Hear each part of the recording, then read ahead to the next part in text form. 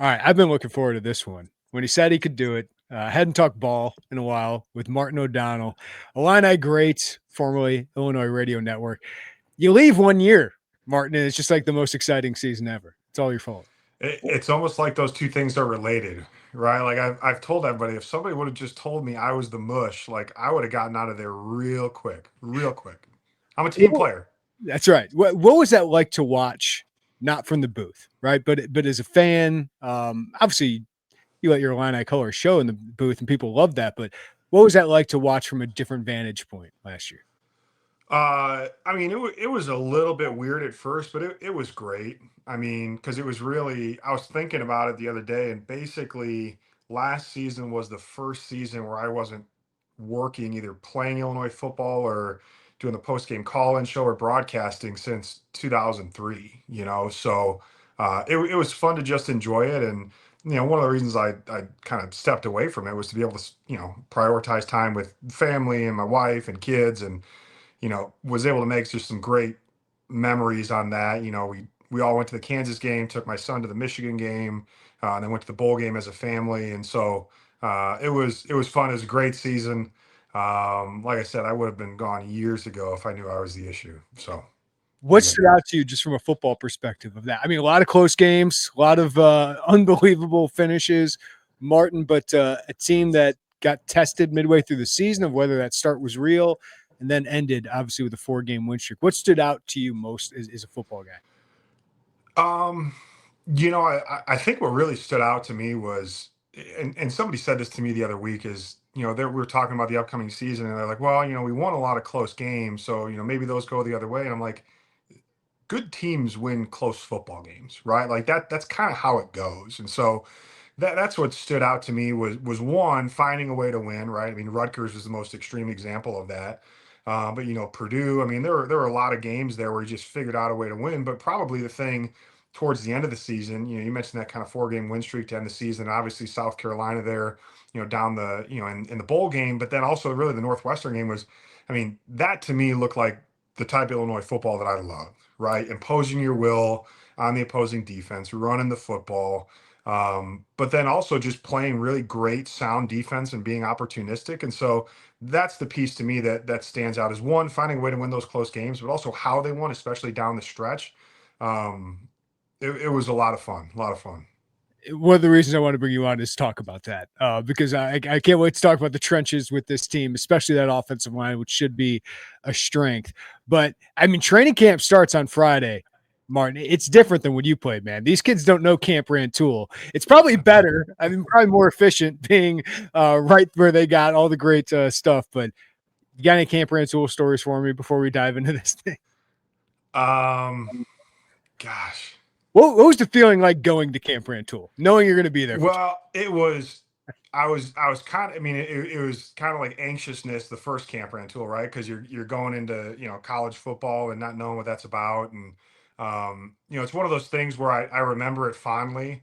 I didn't enjoy it that much at the time because, I mean, I think Zook always used to say, he loved it because it was wall to wall ball, right? And that's all it was. But I think the first year at Camp Rantoul, his first or second year, I think we got in trouble because somebody was breaking beds.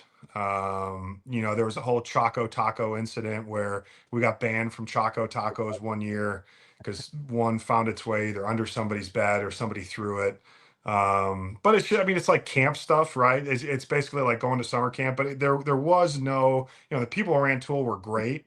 Um, and I remember the scrimmage was always at Rantoul High School. That was always kind of like the peak of fall camp because guys who were competing for spots, I mean, that was kind of, it was full go scrimmage. So I remember a lot of those things, but you can't replace the camaraderie, right? Like I know they kind of do it differently now. Some guys stay in a hotel, some guys are just in their apartments, and you don't get kind of that sole focus on football, but also just spending time with your teammates. And so you lose a little bit of that, but they don't even do 2-a-days anymore. I mean, there's a lot of, I'm not going to turn this into, cranky old white guy, former player. But it was a little different world back in my day, and camp was certainly a part of it, but that's where you get better, right? And that's where you're just kind of grinding, and everything else in the world basically didn't exist, and you were just playing football for a couple weeks. I would imagine the recovery and the nutrition might be a little bit better, but Camp Rantoul makes boys into men, right? That's right. That's right.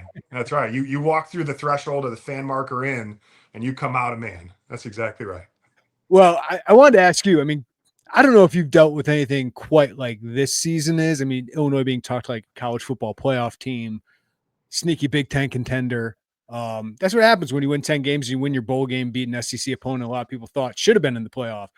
But that 2017 had some hype behind it. You guys had expectations behind it, given the talent, given all the things you returned. What is the key as a player or even as a program of handling hype, of handling expectations? I think it's challenging. I mean, look, yeah, there were some expectations going into 2007, but it was like, hey, I hope we can get to 6-6 and wind up in Detroit, right? Like it wasn't anything like this team is facing, but it's different when people see you coming, and I think uh, that's obviously a different story. I think what this team is going to benefit a lot from is the experience of the 2023 team, right? So you have 2022, and I know Brett's talked about it a lot, and I know that, and a lot of these players were there, but you come off of kind of a breakthrough year, you get to a good bowl game, lose the bowl game, and then you come back the next year and you still have a lot of talent there, but you wind up going 5-7, right? So that's what I feel good about is a lot of this staff is still there. Some of the players are still there. Certainly, kind of the senior leaders, the guys who are have been in the program, were parts of those teams. So I think they know what's coming, and that's a good thing, right? It's a sign of Illinois football progressing as a program, and that's what we all want, is to be a sustainably successful college football program, and this is part of it. I was going to ask you, what gives you most confidence that this team can handle that? You just got so much experience coming back, right? Like, and again, we have a lot of, you don't have a lot of returning guys there necessarily in the front seven on defense, but you return that entire offensive line. You got your quarterback, you got your backfield. There's a lot of senior leadership, but also at the end of the day, I mean, I think, I think Brett and his staff, I mean, they are very clear about expectations, right? And I think they also communicate really well with the guys. So they know what's coming. That's probably what gives me the most confidence. You got a ton of guys coming back who've played a lot of football, in the orange and blue. And that's what you have to lean on. If you have guys that think you just show up and go to a New Year's Day bowl game at Illinois and don't see the build and the grind, I mean, I think that's the part that's a little bit difficult. And we've done that as a program a couple times in the past where, incoming guys come in and they think, oh, this is great, we're going to go to a big bowl game. And it's like, well, you don't see all the work behind it and what it took. And that was a lot of that 2023 season, right? Hey, 5-7, didn't get there, had the ups and the downs, but then they got to stew on it for an off season, and they saw that work. So that's something that I take a lot of confidence in, is just the infrastructure that's in place now. And a lot of the guys are going to be strapping up. They're on the team in 2023, and a lot of them played a big role in those 10 wins last year. And the key is you're a 10-win team and you return almost every coach on this staff, including Barry Lunny is now the longest tenured offensive coordinator in the Big Ten, which is crazy. 4th year. Aaron Henry for a 3rd year of defense coordinator. Your strength staff is the same. How does that play out? What is the importance? What is the value of continuity on a staff, Martin, from a player perspective? It's huge just because it's expectations, right? Like understanding what the expectations are on a day-to-day basis. And you can say he hates the playbook. And I mean, there's a lot of things where you can build on plays and you can, add wrinkles and all that different stuff. And that's really true, but it's like anything else, right? And it's like anybody in a business environment. If you have a boss and you know what the expectations are set forth by that boss or that manager or that supervisor, well, if that person changes, well, then somebody else comes in and they have different expectations, or they do a different drill differently, or they like to make this kind of call in 3rd and 2. And so it's really it's the continuity on both sides of the ball, but you also have a lot of continuity, elsewhere just in the positions, right? I mean, Jamison's coming back again on the defensive line, right? I mean, he's a tremendous coach. Bart Miller does a tremendous job on the offensive line side. So you're just able to build on those things. And then again, that's kind of part of that program building aspect of it, where the upperclassmen, they know exactly what the coaches are expecting of them. And then they can tell, in turn, go to the younger guys and say, no, this is how we do this drill. This is what the expectations are. And so then really, you have it, especially, again, I'll come back to the offensive line. I mean, you got guys like, Josh Cruz there and Gesky and some of these other guys. I mean, they know what Bart expects of them. Right. And so they're able to, when the new guys come in, they're able to relay that. And it's not just a coach telling them, but when that one viewpoint of the coach or the manager or supervisor, whatever context you're talking about, but when you have the peers and the other experienced people within a group that are reinforcing that and saying, no, this is why, and giving the context behind it. No, we do it this way because of this, and this. That's where you have a lot of growth. That's where you have a lot of progression. And that's where it just accelerates the learning curve for the younger guys and really allows you for the older guys, now with the Luke Altmires of the world, now you're going, I mean, you're talking graduate level classes, right? Like he's working on, I mean, he might as well be a doctorate in the Barry Lunny, offensive scheme, because that's what you're talking about is you got the base level, but now you build on it, you build on it, you build on it. And then ultimately with all that optionality with the guy who's slinging the football and Luke, well, now, okay, now you can tailor, okay, what does Luke do well? And then that's one of the big things they got to figure out this season is what is the skill set of those targets, those receiving weapons, who can do what well. And then it just allows you ultimate flexibility in terms of play calling and scenarios and things like that to really find the best solution for, a certain circumstance. You mentioned like the wide receiver, the targets, probably the biggest question mark for the offense. On defense, it's the defensive front, right? They've added some nice pieces, James Thompson, Tomo Adirjaye, Kurt Neal, but that's the second straight year they've had to overhaul that position. So when they go play Duke or they play Indiana, what do you want to see from that defensive line? I want to see them be able to stop the run. Yeah. Right. I mean, that's what it comes down to for me is you're still playing in the Big Ten. And that's where, defensively, we've done a pretty good job here, really in Brett Bielema's tenure, where if you can force the other team to have to pass and not just lean on those easy runs, well, then again, you watch college football, right? Like there's not a lot of great quarterback play out there. And so if you can take away a big portion of, the other team's playbook and force them into the passing game, there's some really good passing teams out there and they'll still make plays. But again, it just gives you the ability to not have the opposing offense hit the easy button. So I want to see us be able to stop the run. And then really what I want to be able to see us do, obviously, and this is, and it's redundant just because it's all very basic stuff, but it's very true, is I want to be able to create pressure without having to blitz, right? If we're rushing 3 and 4 guys, can you still put pressure on the quarterback? That's a really, really huge key. And you'll be able to tell that really early on, in that Duke game, in that Indiana game, okay, hey, we're not blitzing. Are we still able to create pressure? Does the quarterback have a clean pocket? So those are the biggest things defensively. If you can stop the run and if you can create pressure on a fairly consistent basis without having to heat them up with the blitzes from the linebackers or the safeties, I mean, that's the stuff that just carries forward throughout the rest of the year. We saw significant improvement from that defense under Aaron Henry. And I thought the last month was really impressive, given some of the injuries they had.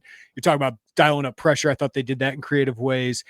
As an offensive lineman, is there anything that makes that defensive front or that defense difficult scheme-wise? Do you see anything that's really difficult, or is it just execution?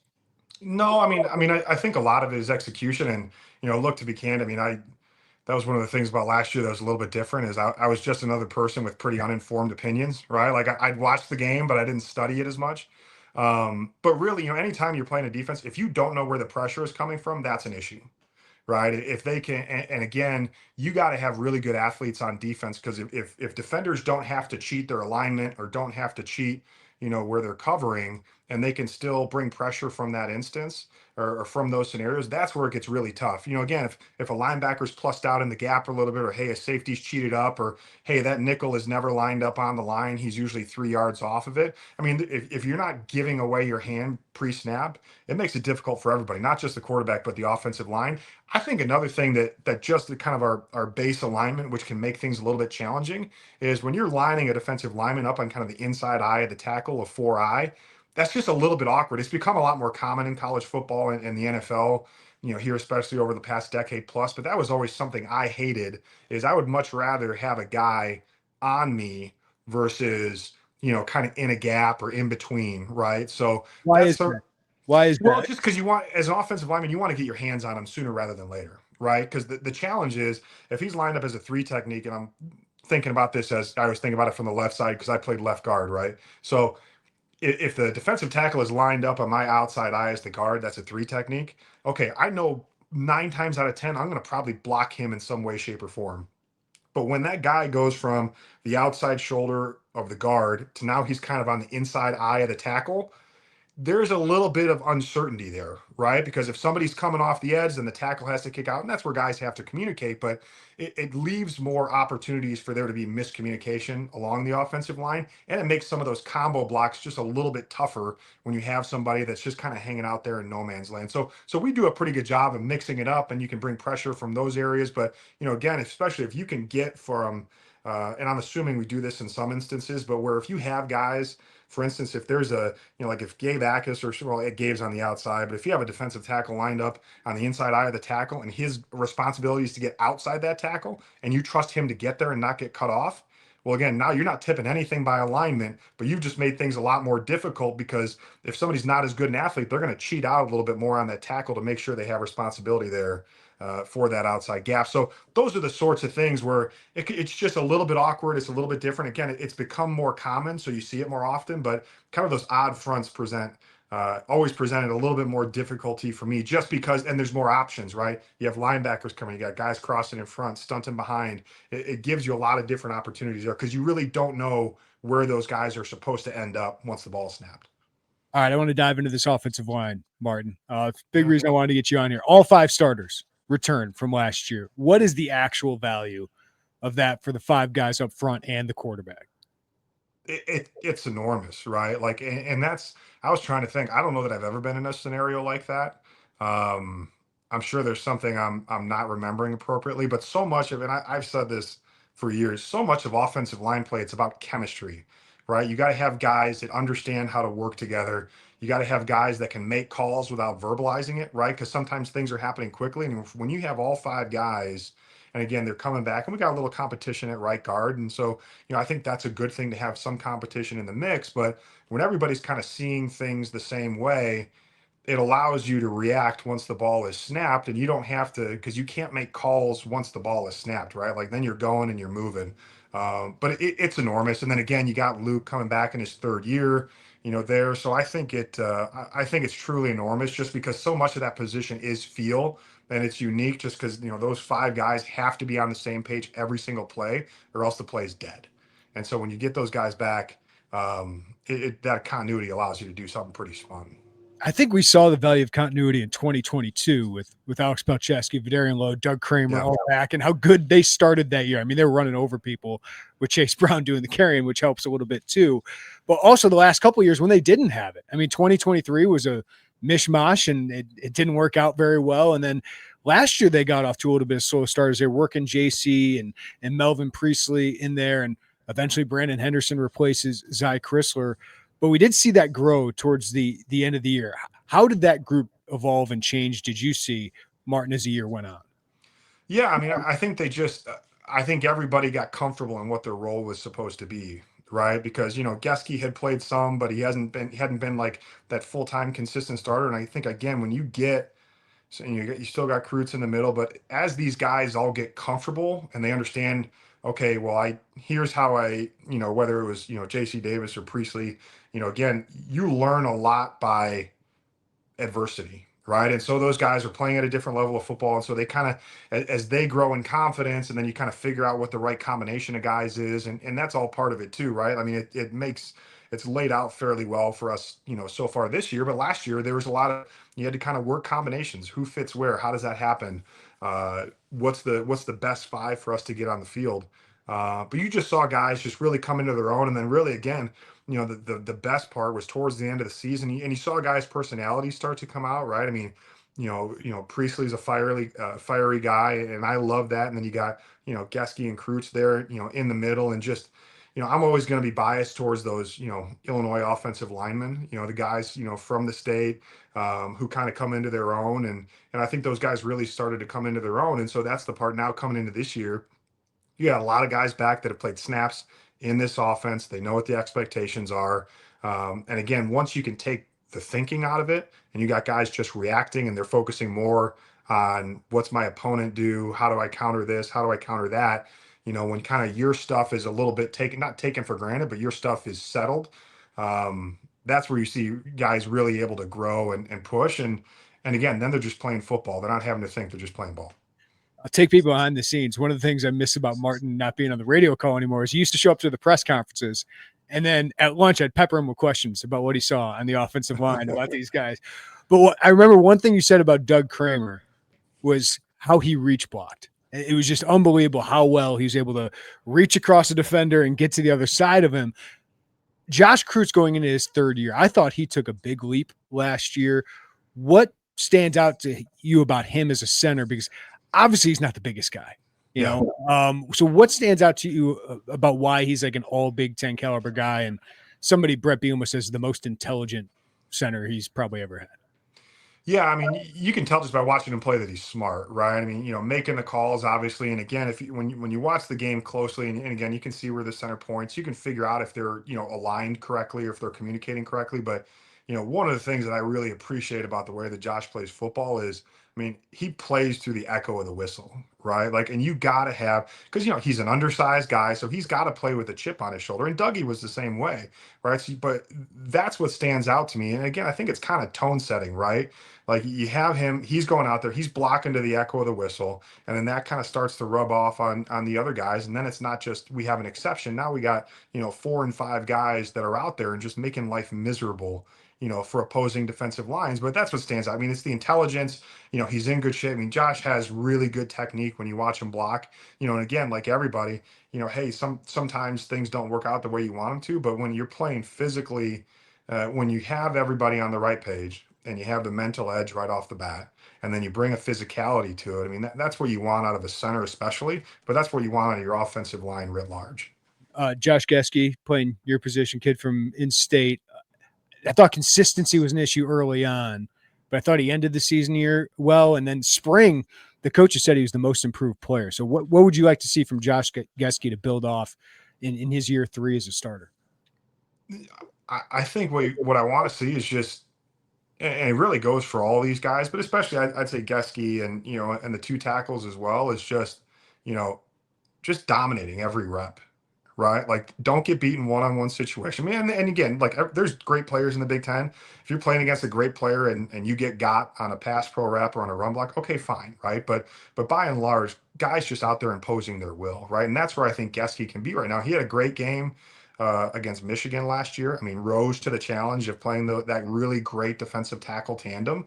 And so, so it's in him. And then he was playing really well. Again, they all were playing really well towards the end of the season. And so now it's the biggest thing is not, hey, let's take a couple of weeks to get back up to the level, that we were against South Carolina. It's how do you start the season 2 steps ahead of where you were at South Carolina? So then your ceiling becomes that much higher. And I think that's really what my expectation and my hope is for this unit is, again, it doesn't take a couple weeks to knock the rust off where you're starting from a point that is already the best offensive line play that we've seen in a long time. And I think they have the capability to do it. They got to do it, and they're going to get tested early. I mean, that September schedule is no joke, but I love that for this team because you're going to figure out really quickly what's going to work, what's not going to work. And then you have the rest of the season. If you got to tweak certain places, for the whole roster, if you got to tweak certain places, you tweak there because you're going to know where you stand after the first 4 or 5 games. Just a few more for you, Martin. What stood out to you about 2 home runs in the portal? Melvin Priestley was not expected to play that well and be that impactful, at least from the outside. J.C. Davis was, but he kind of lived up to it. What stands out about each of those guys for you? I think for Melvin, like he's what you want in a right tackle, right? Just gritty, guy that'll just, and again, impose his will, right? I mean, he plays with an edge, and I like it. And you can tell just by watching the TV copy that he's out there talking, right? And I think that's great, because not a lot of the other guys on the line are going to do that, but it's good to have one of those guys. You can't have like 5 of them, right? Because that doesn't work. But really the physicality that he plays with, I think is great. And honestly, the thing that I noticed most about JC Davis is you didn't notice him a lot during the season. Yeah, it's a great right? point for left tackle. Yeah. You didn't notice him a lot, and he's got one-on-one pass blocking reps, and he's just out there covering his guy up. And I think oftentimes fans take that for granted, but when you're going, you're 2.5 quarters in, and they're not showing any replays from the left side of the offensive line because it's locked down. I mean, that's enormous. And again, when you got a guy like that at left tackle, and Melvin came a long way in terms of his pass pro as well. I mean, he's got a good set on him. When you have tackles that can lock guys up on the outside, that frees you up to do a whole lot of stuff offensively. You don't have to keep it back in. You don't have to go max pro. I mean, it gives a guy like Barry all kinds of flexibility there to make, what he thinks are the most advantageous calls for the offense. Obviously, the competition at right guard, I think Brandon Henderson's the leader in the clubhouse. Brandon Hansen will probably push him. But I'm wondering for you, what stands out to you about Bart Miller as a position coach? I mean, you've been around a lot of good ones. What stands out to you about what he's brought to Illinois? It's just the attitude, right? It's the attitude and it's the consistency. I mean, Bart played the position, at the collegiate level. The expectations that he sets for that unit are pretty high. And I think he demands it out of them every single day. And that's what you have to have in terms of an offensive line unit. I mean, the best units that I was a part of, right? Like ultimately at the end of the day, the players got to do it, but you got to have a guy and a coach that is setting that expectation on a daily basis where you're not allowed to have bad practices as a unit. Right. Like you can't have that. And you got to do the extra work, and you got to work in the off season, and you got to empower, the senior members of your position group to really take control of that group. And I think Bart has done a great job of that over time. And it stands out, with JMO the same way. Like, again, flipping it to defensive line. Yeah, there's not, we had an overhaul over there, but, I can point to all kinds of instances of guys who, by the time they started working with Terrence Jamison, they became really good football players. I mean, go back to Calvin Avery, right? Calvin wound up having a great season. T-Rod Edwards last year, right? Denzel Jackson came out of Denzel Jackson. Yes. And so you look, and that's the part to me where, again, both of those guys, I mean, they set a really high standard for the guys. They're very clear about what the expectations are. But again, I think the other aspect of it in both of the instances is there's a difference between just being demanding and being a coach versus forming relationships with the guys that you're working with on a daily basis. And again, from the outside looking in, I mean, it looks like those guys, they're forming strong relationships with the players that they coach, because if you're just a coach and you're just yelling at somebody, that only takes you so far. But when you build a relationship with somebody, and when you're trying to show them that you're helping them become the best version of themselves and that you care enough to push them, that's really what sets it apart. And I think both of those guys, do that really well. And again, I just look at the offensive line play and the progression, and finding solutions for it, and looking at the different combinations that we've had over the years with Bart here, and he does that. I expect Illinois is going to try and run the ball better this year, right? More consistently, and that's a big part of the offense. But you mentioned it. One of the keys of the season is you get your quarterback back for a third year, and Luke was clearly a different guy last year in his second year. So confident, made big plays at the end. What's Illinois got back there? If you're an offensive lineman blocking for Luke Almire, what do you think of the guy you have back there? I think he's the guy you want to block for. You know what I mean? Like that's sometimes that's just what it boils down to, is you want a guy that you like. I liked it that last year. I mean, you started to see some of that fire from Luke. And that's what a lot of offensive line play is. Like you want to have a guy back there that you care about whether he gets hit or not. Right. Like sometimes it's just as fundamental as that. Like, no, that's my quarterback and you don't touch him. And I'm going to do everything I have, and I'm going to expend every ounce of energy I have on a given Saturday afternoon to make sure that you don't come close to getting his jersey dirty. And, I think it's such a huge advantage. And I really realized this last year, probably the second half of the season, maybe the last 8 games of the year. It's a tremendous advantage when you show up on game day and you have a clear advantage at the quarterback position, right? Like it cannot be understated. It's the most important position in all of team sports. And when you got a guy that is better than the opposing guy there, it increases your margin of error, but it also increases your ceiling in terms of what you can do on a daily basis. And so, I think with Luke, the accuracy is there. He's got a good arm. The athleticism, again, stands out. I've seen the articles that he's bulked up. I think that's great. Don't try to truck stick anybody, right? Just get out of bounds. Get out of bounds. But it is, you do put yourself at a severe disadvantage if your quarterback cannot run the football, because then you're playing 10 on 11. But Luke showed it last year. Again, he's got really great athleticism. So I think deploying that, when it makes sense, in the scheme of the offense. And again, when plays break down, hey, he can scramble around, buy time, and find something downfield, or he can take off and make an explosive play. Last one for you, Martin. I can sense like a excitement, but a nervousness because of Illinois' history going into the season, right? That's part of it. That's part of what Brett Bielema was trying to break this year. So like, what are you looking forward to this season, or to you, what does the season mean for this program? I think this season is an opportunity just to take the next step as a program, right? That's what it is, Illinois has proven over the past 25 years that the highs can be pretty darn high, right? But the lows can be pretty darn low. And so I think what this season is it's just it's an opportunity for the Illinois football program to progress as a program, right? Where you're not thinking, hey, how many, when's the rug going to be pulled out from under us or anything like that. I mean, it's an opportunity to just take a veteran team, go out there, play football, win more close games. And again, a lot of my confidence around this program right now, I mean, it comes from the infrastructure that's there, right? It's the staff. Again, it's great to have as many returning guys as you have, but what I'm honestly looking forward to the most is really those early tests in the season. Duke, Indiana. I mean, we're going to learn a lot pretty quickly about this team. And again, I said it before. I love it when you play good competition early in the season because there's some things you can get away with in some games, but when you're playing another good Power 4, 5, whatever we're calling it now, you got to play good football, and you got to. And in those instances, you're gonna have to play really good football on the road against two good teams in two pretty hostile environments. And there's no better way for a team to come together and figure out who they are than to go on the road and have a chance to come away with the W. Bart ODonnell, this was awesome. Maybe sometime after the bye week when we learn a lot more about this team, we can catch up again because love talking ball with you, man. Enjoy the season from the actual stands. I know that's got to be a pretty fun environment going into Memorial Stadium this year, but appreciate your time, man. Yeah, thanks, buddy. Anytime.